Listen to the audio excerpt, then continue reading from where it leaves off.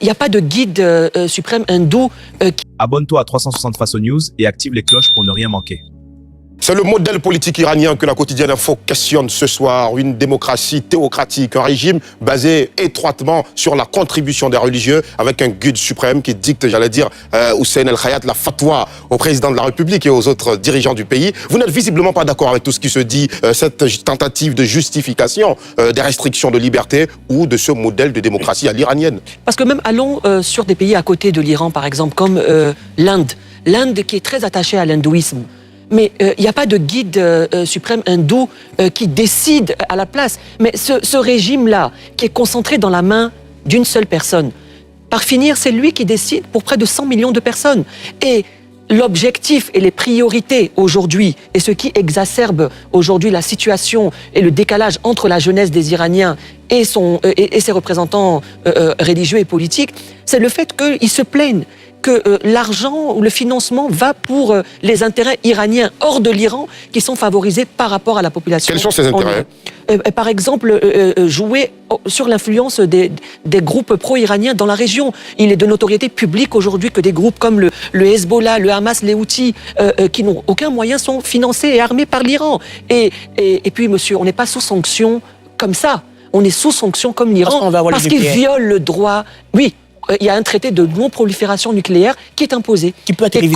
Oui, mais on permet à Hussein d'aller au bout. Allez-y, Hussein. Quand on appelle à la destruction d'un autre État, quand on exacerbe des rivalités et des tensions dans une région qui est déjà une poudrière, et qu'on veut se doter de l'arme atomique, et vous le savez très bien qu'aujourd'hui l'Iran a enrichi son uranium qui dépasse les 60%, ce n'est pas pour le civil. Donc ni vous ni moi, nous sommes à la place des Iraniens, mais je pense qu'aujourd'hui, si on pense à sa population, on doit plutôt se focaliser sur les problèmes sociaux. Vous savez, il y a des problèmes de pénurie d'eau en Iran, il y a une sécheresse très soutenue en Iran. Je pense qu'au lieu de donner de l'argent à des groupes à l'extérieur de l'Iran, il faut plutôt développer les conditions de vie des Iraniens.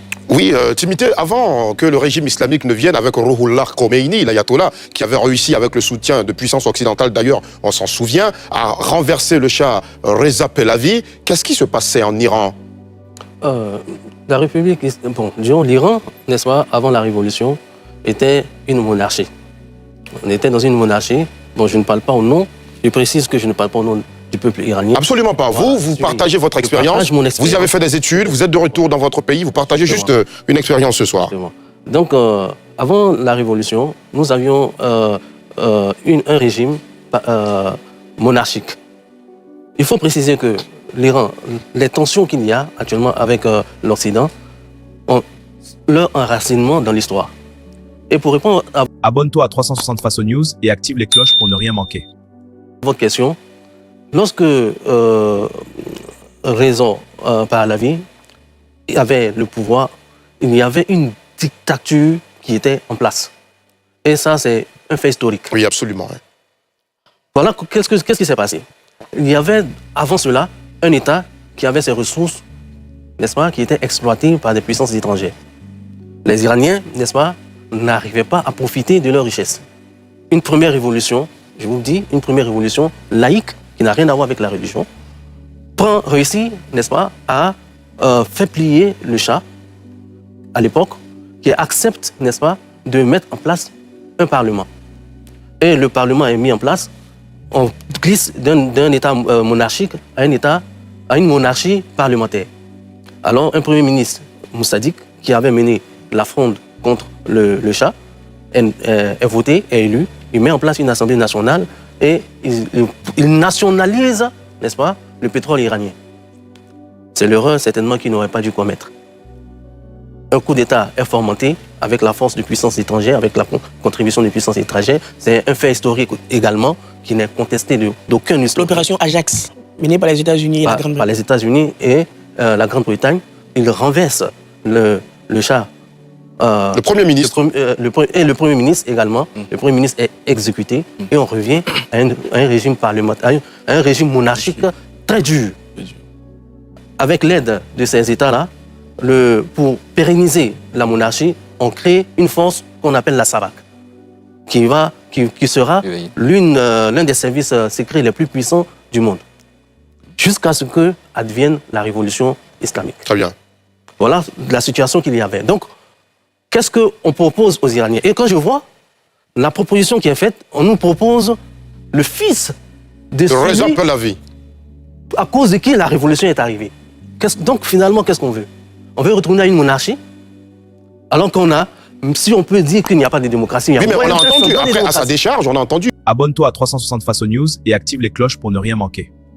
Mohamed Reza sur d'autres chaînes de télé dire qu'il vient pour instaurer la démocratie. Il dit même qu'il renoncerait, si possible, au pouvoir d'État. Il veut simplement contribuer au retour de la démocratie dans son pays et au respect de la référendum. liberté. Moi, je me pose la question, avec quelle légitimité, s'il vous plaît? Avec quelle légitimité? Parce que la légitimité, on parle de démocratie, s'il vous plaît. Quand on parle de démocratie, c'est l'expression dans les urnes. Mais il a On ne appelé un peut référendum. pas effacer une dictature avec une autre dictature, c'est pas possible. Quelle Très bien. dictature? Alors, cette question que je m'aimerais vous poser, est-ce que vous pensez que le conflit actuel va renforcer le sentiment d'appartenance des Iraniens à ce régime islamique, théocratique, ou sinon, les Iraniens vont se dire, on donne dos à un régime qui nous met dans la difficulté en s'attaquant à Israël et aux États-Unis d'Amérique? Mais déjà, on constate déjà dans les médias, lorsque je parcours un peu les médias, je vois que la population iranienne est déjà dépitée. On ne peut pas bombarder une population, et souhaiter qu'elle, n'est-ce pas, ait de l'affection pour ceux qui les bombardent. C'est pas possible, c'est pas logique. Donc déjà, la population, dans un premier temps, ce qui certainement les intéresse, c'est leur suivi. Mais elle n'a pas d'affection. Oussel El Khayat. Mais elle n'a pas d'affection également pour ceux qui tirent à boule portant sur eux lors des manifestations. Non, pour revenir, on permettra à Hussein. pour revenir aujourd'hui, vous avez pris l'exemple de la SAVAK, mais la SAVAK ne s'est pas enrichie comme aujourd'hui les gardiens de la Révolution qui détiennent 80% de l'économie. Ils sont dans tout. Et aujourd'hui, c'est eux véritablement qui tiennent le pays. Maintenant, Mohamed Pahlavi, qui était le dernier shah et qui est mort en 1980, un an après la Révolution islamique, son père, Reza Pahlavi, a sorti l'Iran du Moyen-Âge. C'est lui qui a permis aux femmes d'aller à l'école, c'est lui qui a construit des routes. Donc c'est un pays immense, l'Iran. Aujourd'hui, il faut savoir que l'Iran, dans sa majorité, les Perses sont très nationalistes. C'est un peuple qui existe depuis 2500 ans. Et je peux vous dire que les Perses n'ont jamais été des intégristes dans la religion. Shiraz, qui est une ville culturelle en Iran, était le pôle de l'expression de la culture perse et antique. Le roi Darius le Grand, on sait, Persépolis, Mohamed Pahlavi qui avait fêté les 2500 ans de l'histoire de 3 ans avant son éviction du pouvoir. Donc, les gardiens de la Révolution aujourd'hui, c'est eux qui tiennent le pouvoir. Et je peux vous dire qu'ils ont peur de le perdre parce qu'il y a des enjeux économiques extrêmement forts là-dessus. Ils Alors, n'ont pas apporté la démocratie. Abonne-toi à 360 Faso News et active les cloches pour ne rien manquer.